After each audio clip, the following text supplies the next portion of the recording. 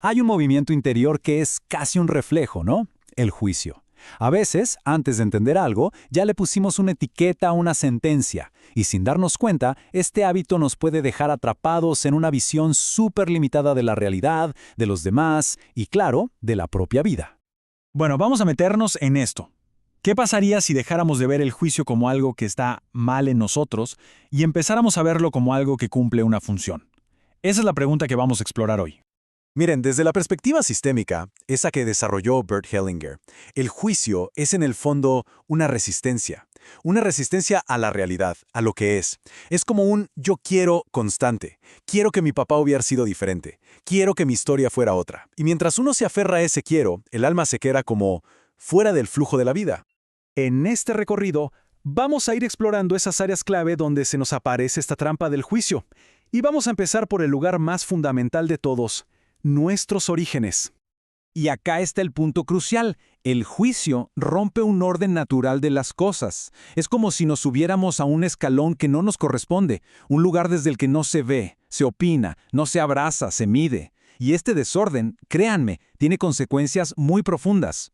Vamos al territorio más decisivo para el alma, la relación con los padres.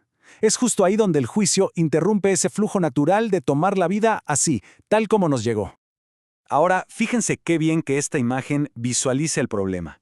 Al juzgar a quienes nos dieron la vida, de repente nos hacemos grandes y a ellos pequeños. ¡Pum! Se invierte la jerarquía. Y como diría Hellinger, quien no ocupa su lugar, pierde su fuerza. Así de simple. Y esto es clave, de verdad.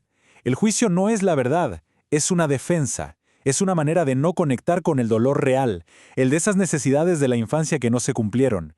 Mientras se está en el juicio, en el reproche, no se siente la herida de fondo. El juicio nos deja totalmente atrapados en la superficie de la historia. Nos vuelve ciegos a la humanidad de nuestros padres, a sus propias cargas, a lo que les faltó, al peso de las historias familiares que ellos también heredaron. Cuando uno juzga, en realidad solo ve la propia herida. Pasemos ahora a ver cómo este patrón inicial se empieza a repetir. Porque la forma en que juzgamos a los padres, inevitablemente, resuena en nuestras relaciones de adultos, con hermanos, parejas, amigos. Nuestras parejas o hermanos no inventan nuestros traumas, simplemente con lo que hacen los revelan. Les tocan el botón y el juicio aparece justo ahí, en ese punto, pero la verdad es que no habla tanto de la otra persona como del dolor que esa persona nos activa. Y tal como pasa con los padres, el juicio nos vuelve ciegos a la historia oculta de los demás. No nos deja ver sus luchas, las cosas a las que renunciaron, o las heridas que jamás dijeron en voz alta. Y acá está el núcleo de todo el asunto. Lo que llamamos juicio es en realidad una proyección. Uno cree que la mirada va para afuera, hacia el otro, cuando lo que realmente está haciendo es describir el contorno de un dolor propio que todavía no se resolvió. Y así, siguiendo este hilo, llegamos al juicio más íntimo y casi siempre el más doloroso de todos, esa voz dura del crítico interior. Esta es una de las ideas más, reveladoras de la mirada sistémica. Esa autocrítica feroz, esa voz que no nos deja en paz, muchas veces no es un fracaso personal, es una lealtad inconsciente a nuestro propio sistema familiar. Es que la autocrítica tiene raíces profundas. A lo mejor se está repitiendo la sensación de fracaso de un abuelo, o se es leal a la baja autoestima de una madre, o se está cargando con una culpa que ni siquiera es propia. No es un error personal, es un eco. Esa es su función oculta. Al desvalorizarnos, nos mantenemos cerca de los que se sintieron desvalorizados en la familia.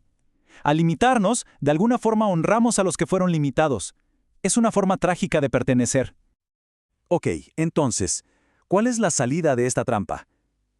La solución no es pelear contra el juicio, sino hacer un movimiento interior potentísimo de aceptación que Hellinger llamó asentimiento. Y aclarar esto es fundamental. Asentir, decir sí, no significa condonar o justificar actos que hicieron daño, para nada. Significa dejar de resistirse a lo que fue. Es un acto de realismo profundo que, al final, devuelve la paz y la fuerza. Y para esto existen las frases sanadoras. No son una fórmula mágica, Son herramientas que ayudan a que el cuerpo, a que el alma, encarne esta nueva postura. No se dicen para convencer a nadie, sino para que el alma cambie de posición y se alinee con la verdad de los hechos. Y esta tabla lo ilustra de manera brillante. A la izquierda, el mundo contraído del juicio, que nos mantiene en un estado infantil de lucha, de resistencia. Y a la derecha, el mundo expansivo del asentimiento, el que nos lleva a la paz, a la libertad y a la adultez. Esta frase resume el efecto transformador de soltar el juicio desde la raíz. Al reconciliarnos con nuestro origen, nos reconciliamos con la vida misma, y la fuerza simplemente regresa. Y con esta reflexión cerramos este análisis. La pregunta no es para buscar una respuesta inmediata, para nada. Es para abrir un espacio interior, porque cada pequeño sí que se le da a la propia historia, por más difícil que haya sido, es un paso hacia la libertad.